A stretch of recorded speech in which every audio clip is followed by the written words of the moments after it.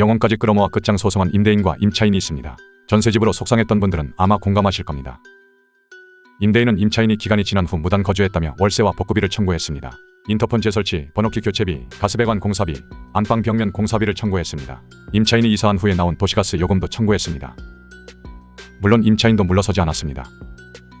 임차권 등기 명령 설정비, 변호사 선임비, 임시거처 월세 2개월치, 보증금 지연 손해금, 불법 인상 보증금의 이자도 청구했습니다. 거기에 소송 서류 작성비, 교통비, 팩스, 토너비, 정신과 치료비, 병원 수혈비, 정신적 고통에 대한 위자료도 청구했습니다.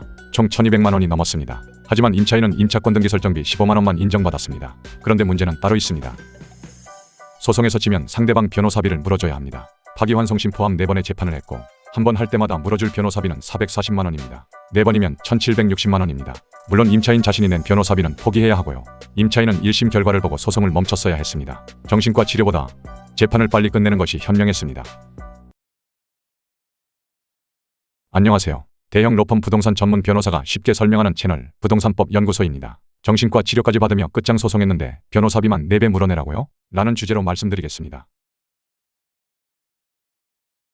최근 임대인과 임차인이 끝장 소송을 한 사례가 있습니다. 이들은 티끌만 한 각종 비용까지 서로에게 청구했고 대법원까지 가게 됐습니다. 이 사건은 2022년에 소송이 제기됐고 3년이 지난 최근에 대법원에서 파기환송되며 일단락됐습니다. 전세집으로 속상했던 분들은 아마 공감하실 겁니다. 사실관계는 비교적 단순합니다. 2020년 5월 임대인과 임차인은 서울 노원구 아파트에 대해 보증금 2천만 원, 월세 50만 원으로 임대차 계약을 체결했습니다. 2년 후 보증금을 500만 원 올려 2,500만 원으로 재계약하기로 합의했습니다. 하지만 연장 이후 임차인이 월세를 연체했습니다. 참다 못한 임대인은 임차인에게 계약 해지를 통보했습니다. 여기까지는 흔히 있을 수 있는 일입니다. 문제는 그 다음입니다. 임대인은 임차인에게 당장 나가라고 하며 인도소송을 제기했습니다. 소장을 받은 임차인도 가만히 있지 않았습니다. 보증금을 돌려받지 못하자 임차권 등기 명령을 신청했고 등기 후 2달을 더 거주하다 결국 이사했습니다. 임대인은 임차인이 계약 종료 후에도 무단 거주했다며 차임 상당 부당이득을 청구했습니다. 계약 해지 후 3개월간의 월세가 보증금에서 공제해야 한다고 주장했습니다. 또한 임차인에게 돌려줘야 할 장기수선 충당금은 월세에서 먼저 공제하겠다고 했습니다. 그렇게 남은 월세에 대해서는 소송촉진법상의 12%의 이자도 모두 청구했습니다. 심지어 임대인은 임차인이 퇴거한 이후 6일간 발생한 도시가스 요금도 청구했습니다. 임차인이 실제로는 거주하고 있었다고 의심했기 때문입니다. 하지만 법원은 이를 받아들이지 않았습니다. 임차인이 이사 당시 동파 방지를 위해 보일러를 외출 모드로 설정했을 가능성도 있다고 보았습니다. 또한 임대인은 원상복구에 들었다는 비용도 청구했습니다. 인터폰 재설치 11만 원, 번호키 교체 16만 5천 원, 가스배관 공사 1만 5천 원, 안방 벽면 공사 55만 원 등입니다. 총 84만 원이 들었다는 주장에 대해 법원은 이를 인정했습니다. 더 이상 사용이 불가능하다고 본 것입니다. 임대인은 이를 보복으로 의심했을 수도 있습니다. 물론 임차인도 가만히 있지 않았습니다. 자신이 들인 비용도 받아야 한다고 했습니다. 임차인은 제때 보증금을 돌려받지 못해 임차권 등기 명령을 신청했고 설정비 15만 3천 원이 들었다고 했습니다. 여기에 변호사 선임비 80만 원, 임시거처 월세 2개월치 80만 원, 지연손해금 200만 원, 불법 인상 보증금의 이자 30만 원도 청구했습니다. 거기에 서류 작성비, 교통비, 팩스, 토너비 등 300만 원, 정신과 치료비, 병원 수혈비, 정신적 고통에 대한 위자료 등 약 700만 원도 추가 청구했습니다. 총 1,200만 원이 넘었습니다. 하지만 변호사 비용은 재판 확정 후 소송 비용액 확정 절차를 거쳐야 일정 범위에서 반환받을 수 있습니다. 이 절차를 거치지 않은 이상 손해로 인정되지 않습니다. 서류비, 교통비, 토너비 등도 소송 비용에 포함되어 따로 손해로 청구할 수 없습니다. 보증금 지연으로 인한 손해 200만 원도 인정되지 않았습니다. 보증금과 인도는 동시이행 관계에 있습니다. 임차인이 먼저 이사를 가고 키를 넘겨주면서 이자를 청구했어야 했습니다. 서로 껄끄러운 관계라도 문자 하나는 남겼어야 했습니다.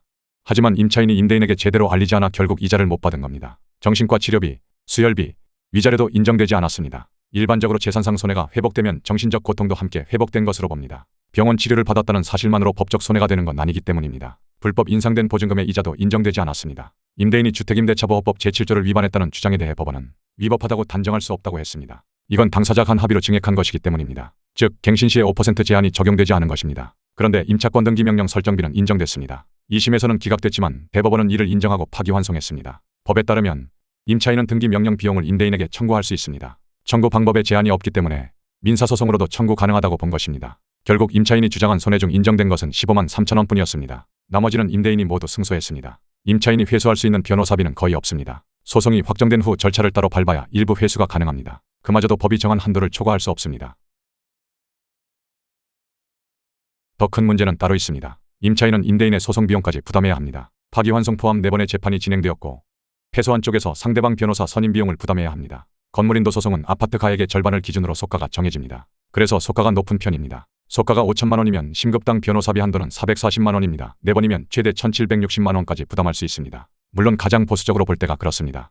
임차인이 본인이 부담한 변호사비는 돌려받을 수도 없습니다. 임차인은 1심 결과를 보고 소송을 멈췄어야 했습니다. 정신과 치료보다 재판을 빨리 끝내는 것이 현명했습니다. 물론 임차인의 심정도 이해됩니다. 월세 몇 번 밀렸다고 소송을 당하다니 억울했을 수 있습니다. 보증금에서 제하면 될 일을 소송으로 가다니 임대인이 너무하다고 생각할 수는 있습니다. 하지만 결과적으로 임차인은 너무 큰 손해를 보았습니다. 고작 15만 6천 원에 불과하지만 대법원까지 고심하게 만든 사건이 됐습니다. 소송으로 돈 고생, 마음 고생한 양측 모두에게 위로의 말을 전합니다.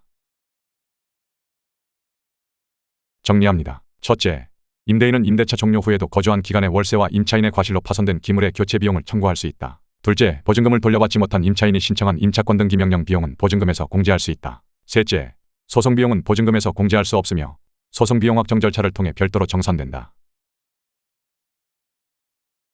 채널 구독과 좋아요를 해야 하는 이유가 있습니다. 구독과 좋아요를 해두지 않으면 영상을 다시 찾는데 시간이 많이 걸립니다. 영상 내용을 찾아봐야 할 때가 분명히 있습니다. 물론 영상 제작에도 큰 힘이 됩니다. 이상 부동산범연구소였습니다. 자세한 내용은 네이버 블로그에서 동명 주제로 찾아보시면 됩니다. 감사합니다.